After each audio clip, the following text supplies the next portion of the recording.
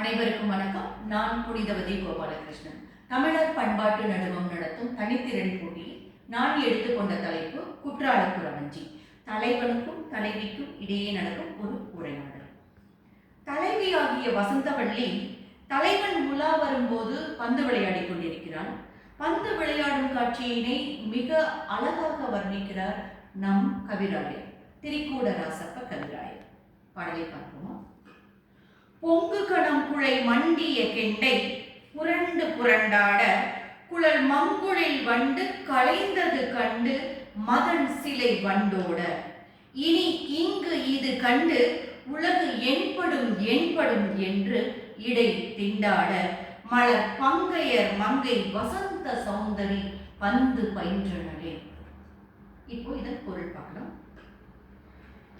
வசந்தவள்ளி காதுகளில் காதணி அணிந்திருக்கிறாள்.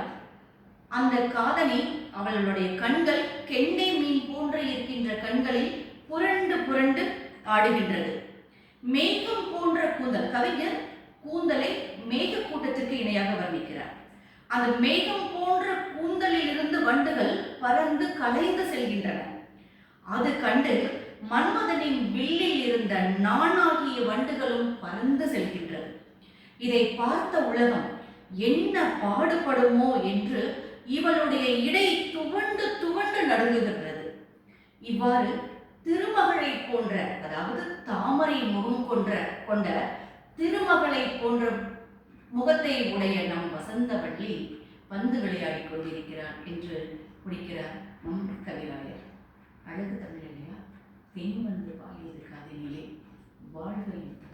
நன்றி.